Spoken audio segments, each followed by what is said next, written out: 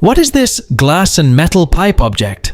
I saw these mysterious objects in a display of other items dug from old outhouses and privies, located at the City Museum in St. Louis, Missouri. I'd assume that it's a minimum of 100 years old, or probably older. It looks like the glass part can be separated from the metal part, because there is what appears to be a second glass cone in front of the object. Any ideas? These are 19th century breast pumps. The glass piece on the bottom is missing the rubber bulb to operate it, and the upper one is also a breast pump, but with a more pump-action pump than the rubber bulb. The primary purpose of these pumps was to help mothers who had inverted nipples or whose infants were unable to breastfeed effectively. They were considered a medical tool to facilitate breastfeeding when natural methods were difficult. I found these in my grandma's old jewelry box. I tried Googling WSP company, but no link to whatever these are. They're pretty solid, somewhat heavy, and there is just that small cutout on the side of it. I don't believe she ever made any jewelry, and I'm 99.9% sure they have nothing to do with guns, as a competitive shooter and a lover of guns. What would something like this be used for? Those are header punches for shaping the heads of screws. You can see the 3P2021 punch listed in this catalog. A length of metal wire is cut and inserted into the header machine, and the header punch strikes the blank against a die cavity. The force of the impact causes the metal to deform plastically into the shape of a screw head. What is this kitchen utensil on the right, found in my 103-year-old grandma's kitchen after she passed? Someone thought it might be used in the process of making absinthe, but I think they were joking. Possibly something from just after the turn of the century. I would love to know what it was used for. It's a 1930s deep fryer strainer spoon. My grandmother had one of these and used it all the time. She used it to strain, mix batters, eggs, and soups. Grandma called it a whisk sometimes, but it is also known as an egg strainer, wire strainer, and chicken wire spoon. What is this lens found in an old airplane hangar? It weighs 40 pounds, it is encased in black metal, and it has two metal discs covering each end that are removable. You can see through the lenses, but they don't magnify the image. It is 10 inches in diameter and is 15 inches tall. I would love to know how this is used. It's an aerial photography lens, and it goes in a plane like this. My dad flew in one. They were mounted on a gyroscope and used for aerial reconnaissance during the Vietnam War. It almost looks like it's for this camera. This giant camera weighs 75 pounds, and it shot aerial photos in World War II. What is this rusted metal mechanism found along a beach in West Iceland? Around 5 feet tall, and it appears to have a rotating wheel on the lower half. Adjacent is a valve-looking thing with a horizontal wheel, and this is near a cement slab that might be a derelict building foundation. It would be nice to know what it was used for.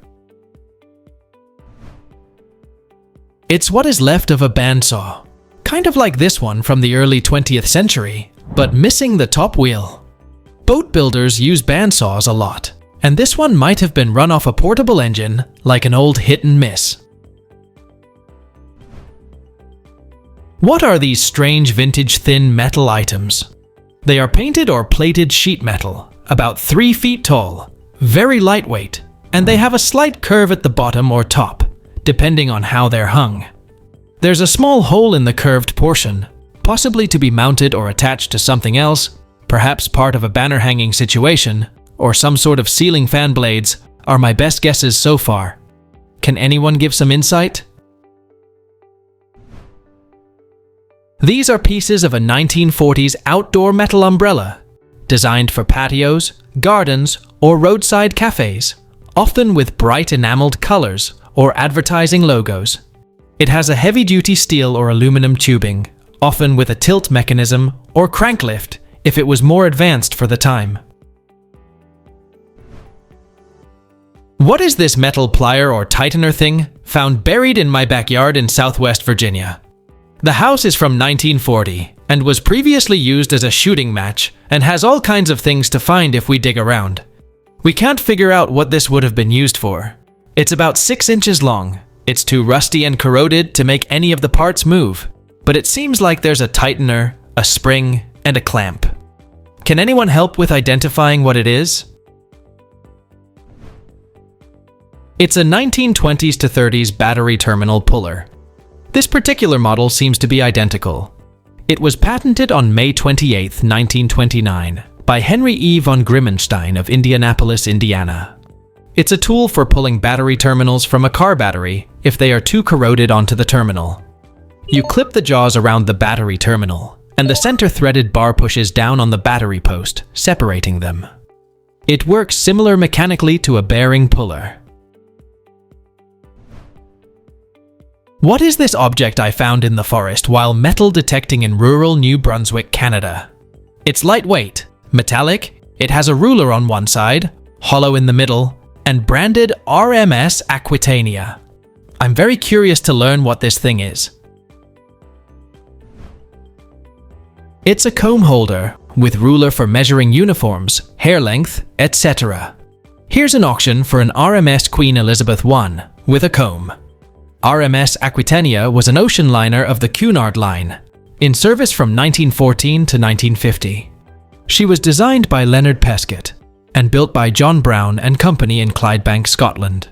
Shortly after Aquitania entered service, the First World War broke out, during which she was first converted into an auxiliary cruiser before being used as a troop transport and a hospital ship, notably as part of the Dardanelles campaign.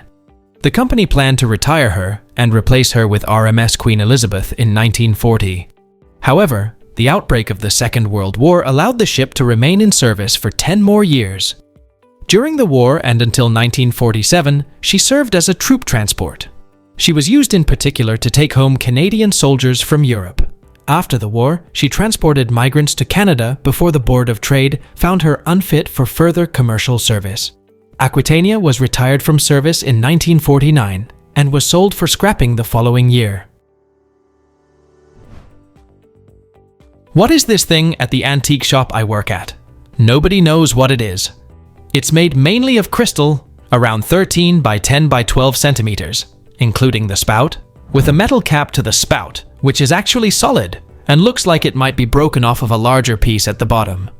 I've googled lens a ton and searched lots of relevant terms, but no luck. We were thinking it's a candle holder or a lamp or maybe a wall sconce. Any ideas? Please let us know down in the comments. Thanks for watching. Let's make life fun.